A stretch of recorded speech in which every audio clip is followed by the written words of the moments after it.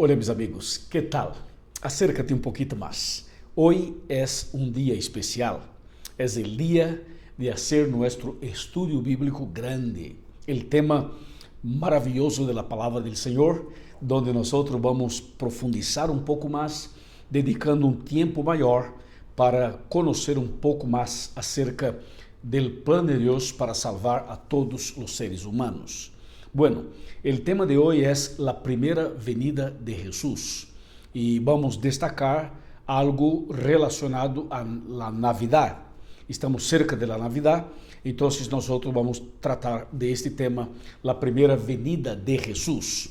Prepara tu corazón, toma tu Biblia por favor, esté atento porque nosotros queremos dedicar un tiempo precioso para este estudio bíblico. Estou seguro que será uma bendição para ti.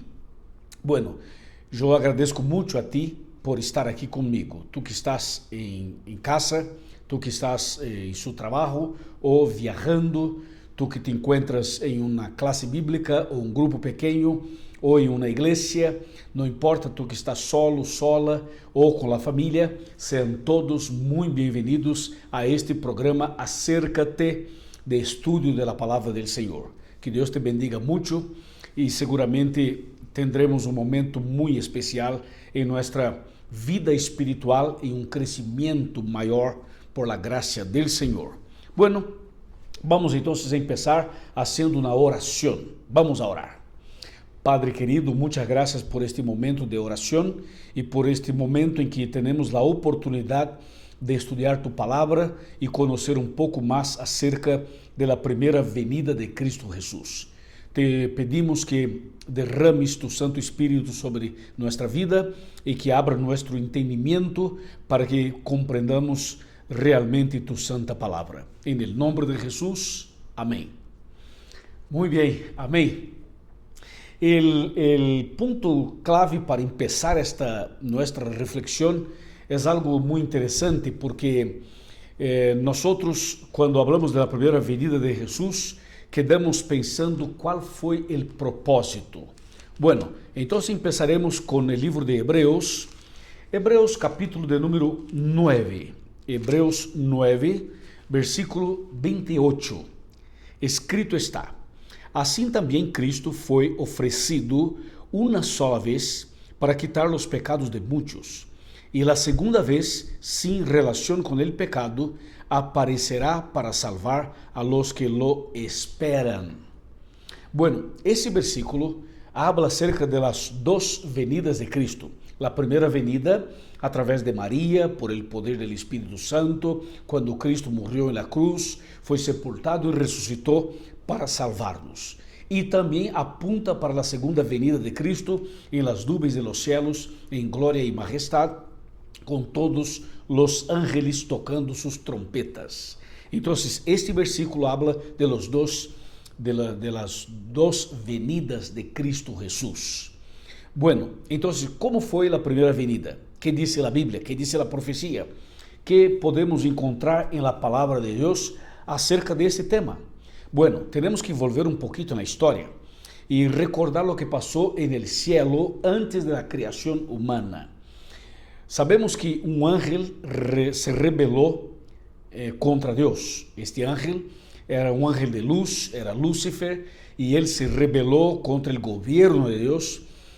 Creó en el cielo una rebelión y dice la Biblia que el Señor le ofreció oportunidad de arrepentimiento, de cambio de vida, pero él no quiso, no aceptó esta opción, esta oportunidad mejor, y finalmente permaneció rebelde. Así que el Señor lo expulsó del cielo y con él un tercio de los ángeles también fueron expulsados con él. Así que este Lúcifer hoy es el diablo y los ángeles son los demonios. Y ellos vinieron para acá, para este planeta. Y entonces prepararon un plan para tentar a Adán y Eva. E tentaram Adão e Eva, conforme está em Gênesis capítulo de número 3. E a tentação foi muito bem preparada e Adão e Eva desobedeceram a Deus y cayeron en pecado y finalmente transgredieron la ley de Dios. Y entonces el pecado que estaba en el corazón de Lúcifer pasó para la vida humana. Y a partir del pecado que entró en la vida humana, empezó la desgracia. Todos los problemas que tenemos hoy son resultados, consecuencias de este pecado, que empezó con Lúcifer y pasó para Adán y Eva y consecuentemente para todos nosotros. Entonces, delante de esta situación, ¿qué dice la Biblia? Bueno, la Biblia dice lo que está en Romanos capítulo 6, versículo 23. Vamos para Romanos 6, 23.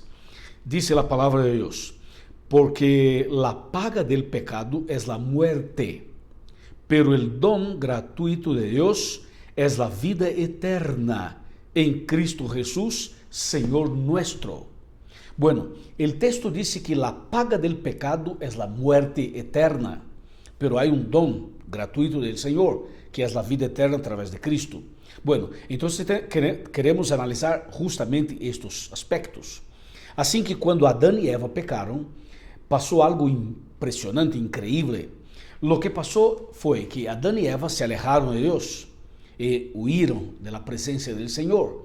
Y el Señor un día llegó en el jardín del Edén para tener su encuentro con Adán y Eva como de costumbre. Y de repente Adán y Eva no estaban allí. Estaban alejados, distantes del Señor. Así que el Señor empezó una búsqueda. Empezó una búsqueda para encontrar y salvar a Adán y Eva, como está en Génesis capítulo 3, versículo de número 9, que dice: pero Dios el Señor llamó al hombre y le dijo: ¿dónde estás? Así que el Señor buscó a Adán, buscó a Eva, preguntando: ¿dónde estás? Y finalmente el Señor los encontró. Y este diálogo fue un diálogo de salvación, un diálogo donde el Señor reveló a Adán y Eva el plan de la salvación. Ahora escúchame, Adán y Eva, después de pecar, del pecado, buscaron, o mejor, percibieron que estaban desnudos y buscaron resolver su problema de desnudos. ¿De qué manera? Usando las hojas de árboles para cubrir sus cuerpos, como una ropa. Y cuando el Señor encontró a los dos, el Señor entonces quitó esta ropa de hojas de árboles y el Señor mató un cordero y usó la piel del cordero para preparar una ropa para Adán, otra ropa para Eva. Y este es un símbolo interesante, tiene un significado muy profundo. ¿Por qué? Porque cuando estamos lejos de Cristo, estamos desnudos. Cuando estamos distantes del Señor, estamos desnudos. Pero cuando estamos con Cristo, el Cordero de Dios, cuando tenemos el Cordero de Dios en nuestra vida, estamos vestidos, estamos protegidos, estamos guardados, estamos llenos de gracia, estamos perdonados, estamos salvos. Así que el cambio de ropa, quitar las hojas de árboles y usar como ropa oficial la piel del Cordero, es algo que tiene un significado teológico, algo que tiene un significado de salvación muy profundo. Y fue lo que pasó con Adán y Eva por la gracia del Señor y su amor y su misericordia. Entonces Adán y Eva estaban allí con el Señor y el Señor reveló a los dos su plan de salvación, ofreciendo a ellos una oportunidad más de salvación. Y nosotros sabemos que el Señor ofrece a nosotros oportunidades de salvación todos los días. Todos los días yo tengo oportunidades y usted también. O sea, el Señor ha sido bondadoso, misericordioso, como fue con Adán y Eva, ha sido conmigo, ha sido contigo, misericordioso, dándonos otra oportunidad de salvación. Estoy seguro que este es un momento, mientras nosotros hacemos el estudio bíblico, es un momento en que el Señor está regalando a usted y a mí una oportunidad más de salvación. Como pasó con Adán y Eva, pasa ahorita con nosotros. Así que mi amigo y mi amiga, el Señor reveló a nuestros primeros padres el plan de la salvación a través del Cordero, a través de Cristo. Y hay otro texto interesante que es una cita que está en Génesis capítulo 3, versículo 15, que é um versículo profético dentro do livro de Gênesis. A ver, capítulo 3, versículo 15. Escrito está, disse: enemistad pondré entre ti y la mujer, y entre tu descendencia y el descendiente de ella. Tú le herirás el talón, pero él te aplastará la cabeza. Em outras palavras, esse texto profético está mencionando que o Senhor que passaria uma enemistad entre el bien y el mal, entre la luz y las tinieblas, entre la iglesia y Satanás. O sea, no hay comunión entre luz y tinieblas, entre Dios y el diablo, entre la iglesia y el enemigo. No hay amistad. Claro. Então, esse texto é um texto profético que apunta para Cristo, mostrando que Cristo derrotaria, venceria a Satanás. Como dice el texto al final que dice, pero él aplastará la cabeza. O sea, finalmente Cristo destruirá para siempre a Satanás y a todo el mal después de los 1000 años. Bueno, assim que a Bíblia sigue mencionando que o Senhor passou a explicar, revelar e mostrar su plano de salvação de várias maneiras. E nós podemos mencionar, por exemplo, um texto muito conhecido de todos os cristianos, que é justo o que está em São Juan, capítulo 3. São Juan, capítulo 3, versículo 16, que diz: porque de tal maneira amou Deus al mundo, que deu a su Hijo único, para que todo el que crea en él no perezca, sino tenga vida eterna. O sea, esse é um texto impressionante porque muestra o amor de Deus por la humanidade e muestra que Cristo vendría a este mundo para salvar a todos os seres humanos. Claro que sabemos que nem todos serão salvos, porque depende de nossa decisão personal, depende de tomarmos esta atitude de fé. Pero el texto dice que Dios amó al mundo de una manera impresionante que envió a su Hijo querido para salvar a todos los seres humanos. Esto es lindo, ¿no? Esto es emocionante, es maravilloso. Alabado sea el Señor. Bueno, ahora nosotros vamos a analisar las profecías mesiánicas. Há várias profecias messiânicas apontando para o nascimento de Cristo, mostrando sua primeira venida. E é algo muito emocionante, muito interessante. Vamos, por exemplo, para o livro do profeta Isaías. Isaías, capítulo de número 7. Atenção para isto. Abra sua Bíblia. Estou abrindo a minha, Isaías, capítulo 7, versículo 14. É uma profecia que diz assim, mira: portanto, el Señor mismo os dará una señal. La Virgen concebirá y dará a luz un hijo, y se llamará Emmanuel, que significa Dios con nosotros.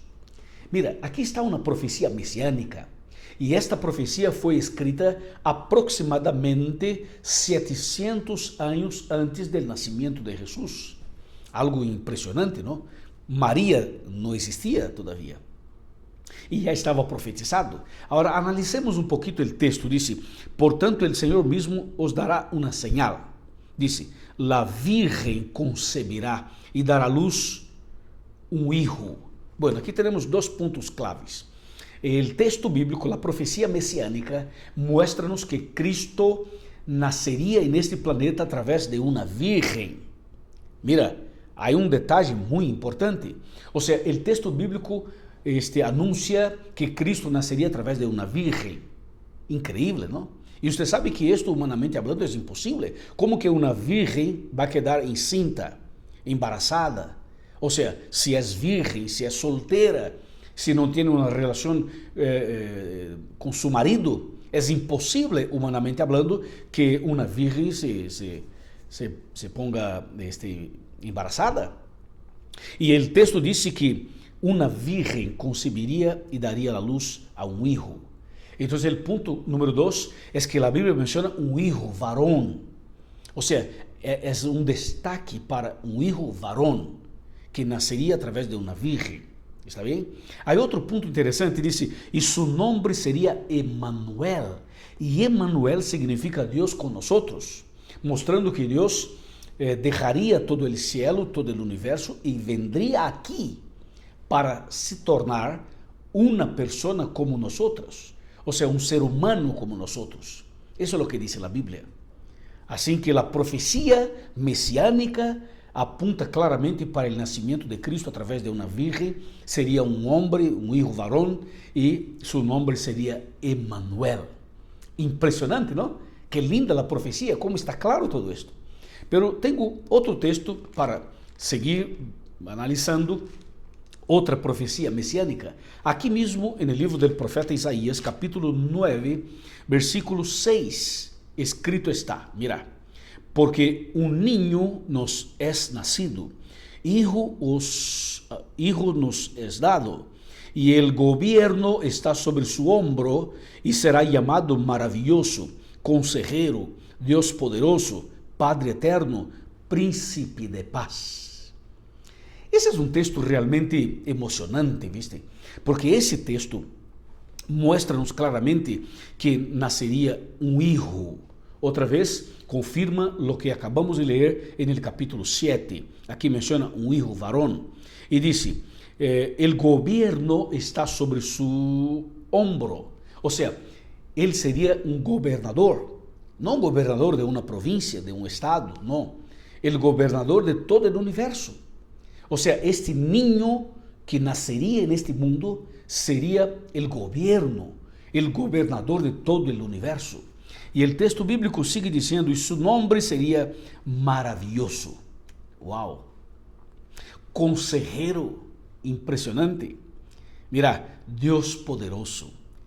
O sea, ese niño no era un niño cualquiera, no era un bebé cualquiera, era Dios poderoso. É Deus Todo-Poderoso que estaria nascendo aqui. E diz o texto, Padre Eterno. Imaginemos, é o Padre Eterno. Ou seja, estamos falando de um Deus eterno. E termina dizendo, Príncipe de Paz. Ou seja, são palavras que se referem a Cristo. Este bebê, este hijo, este niño que nasceria de uma virgem, não era um ninho normal, era príncipe de paz, era Padre eterno. Como diz o texto, era maravilhoso consejero, era Deus fuerte. Estamos falando de um Deus todo-poderoso que simplesmente ama a los seres humanos e vem aqui para resgatar-nos, para salvar-nos. E esta profecia de Isaías 9, versículo 6, também foi escrita 700 anos antes de Cristo. Ou seja, confirmando claramente o que o capítulo 7 havia mencionado. E nós vamos seguir lendo outras profecias. Por exemplo, vamos para Miqueias. Miqueias é um livro pequeno que pertence ao Antigo Testamento, depois de Daniel, de Oséias, de Joel, de Amós, passa Abdias, passa Jonás. Depois de Jonás, encontramos então o livro de Miqueias. Miqueias capítulo 5, versículo número 2, que diz, pero tu, Belém Efrata, pequeña entre los millares de Judá, de ti saldrá el que será Señor en Israel. Sus orígenes son desde el principio, desde los días de la eternidad. Uau! Esse texto é outra profecia messiânica, mencionando o lugar, a cidade de onde nasceria Cristo Jesus. Disse Belém.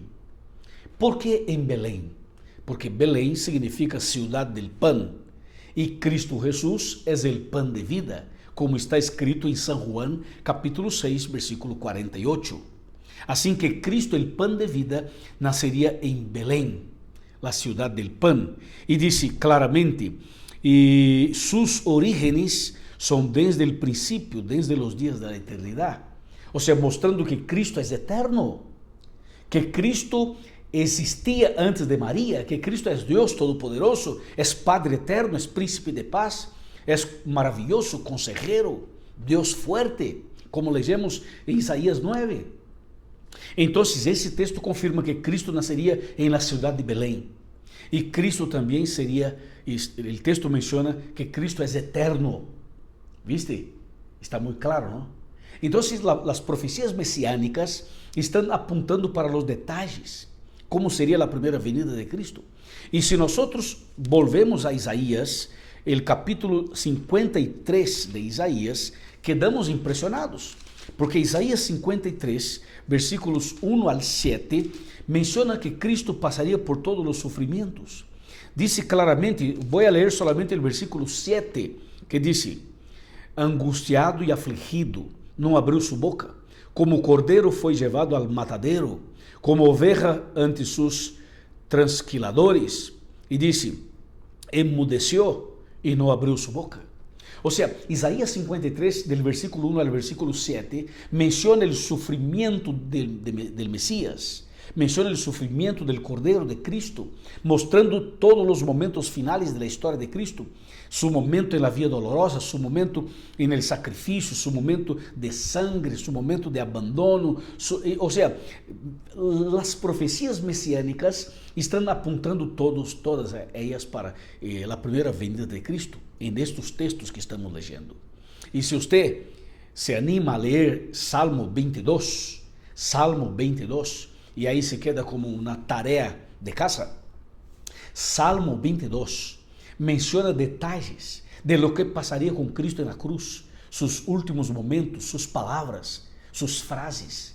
Assim que depois, com calma, me gostaria, por favor, que você dedique um tempo para ler Salmo 22 e também Isaías 53. São contenidos poderosos para fortalecer nossa fé e fortalecer nossa vida espiritual. Bueno, então está muito clara para nós as profecias messiânicas, mostrando exatamente o que passaria com Cristo. E agora nós vamos passar 700 anos para adelante e vamos ver o cumprimento das profecias que acabo de ler. Vamos para Mateus, capítulo de número 1, Mateus capítulo 1, versículo 21, 22 e 23, que diz: dará a luz um hijo, e lo llamarás Jesús, porque él salvará a su pueblo de sus pecados. 22. Todo esto sucedió en cumplimiento de lo que dijo el Señor por el profeta. 23. La virgen concebirá y dará a luz un hijo, y lo llamarán Emmanuel, que significa Dios con nosotros. ¡Wow! Aqui está o cumprimento das profecias messiânicas que nós acabamos de ler no livro do profeta Isaías e também Miqueias. Ou seja, realmente se cumpriu a profecia, como nós acabamos de ler. Alabado seja Deus. Isto é, não sei o que passa em tu coração, mas em meu coração passa um sentimento de emoção quando analiso a profecia e veo o cumprimento da profecia. Isto passa para nós uma segurança, porque vemos a promessa e o cumprimento da promessa. Sim ou não? Maravilhoso. Glória ao Senhor. Então, nós seguimos analisando o que passou com Cristo em sua primeira venida. Agora, escúchame. Imaginemos este mundo como uma situação de sequestro.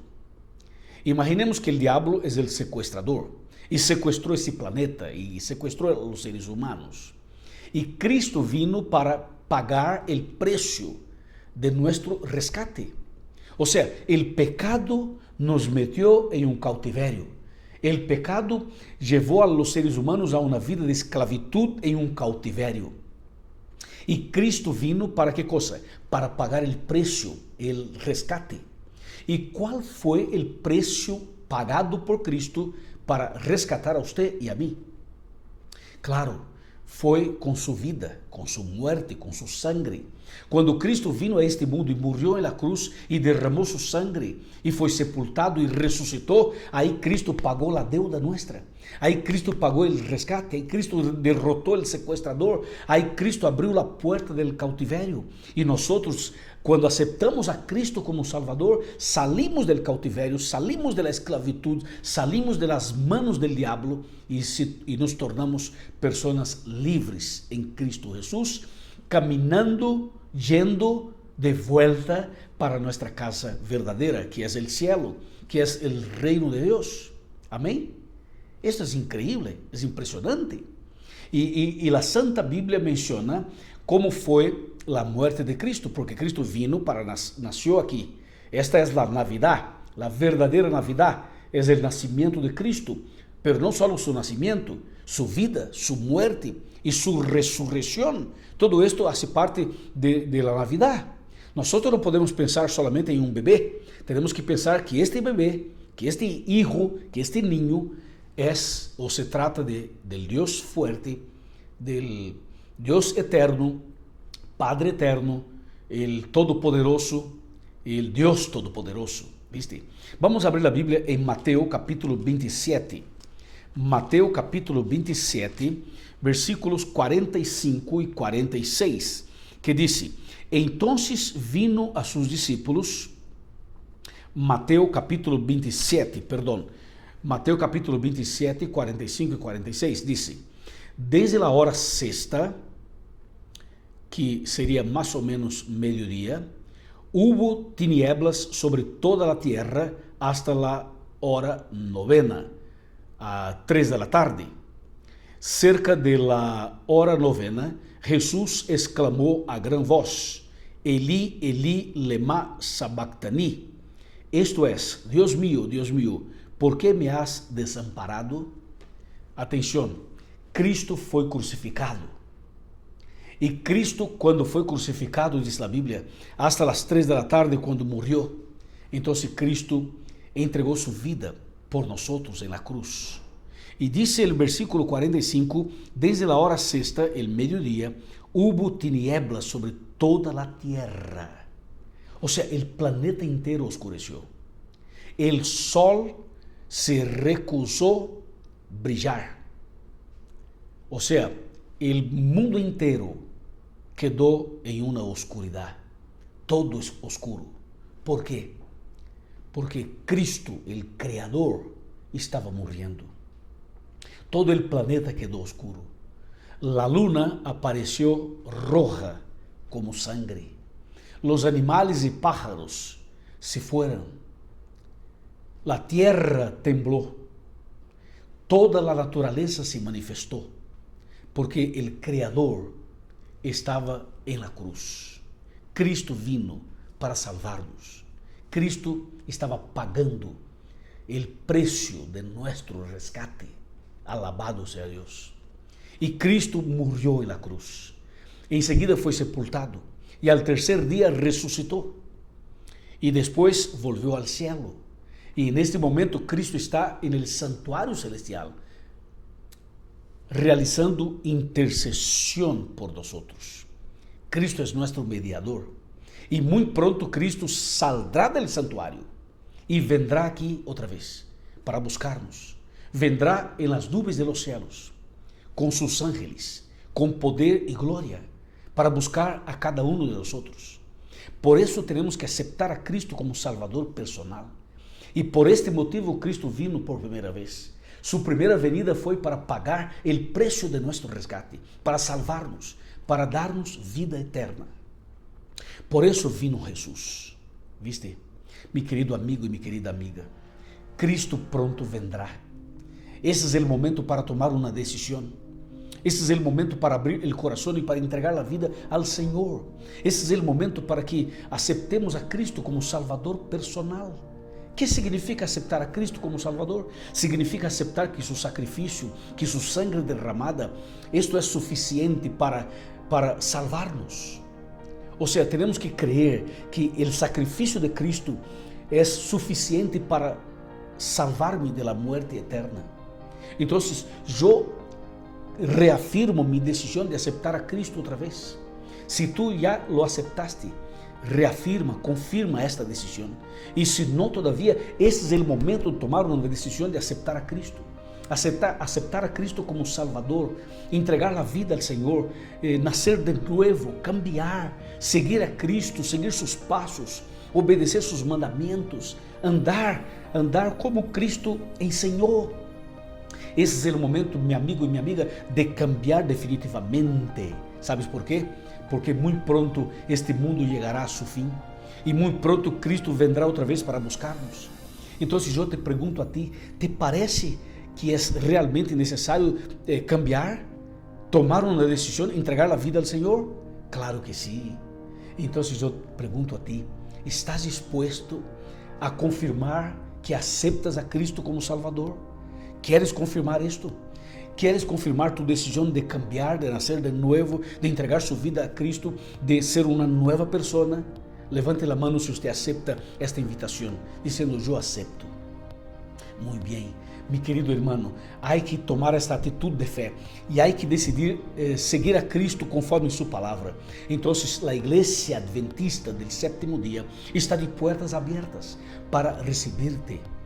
Bem com nós. Vamos frequentar a igreja, vamos participar de los temas bíblicos, vamos estudar mais a Bíblia, conhecer mais a Bíblia, tomar decisões. Nossa igreja é uma igreja maravilhosa, os pastores são maravilhosos, os ancianos também, os líderes também.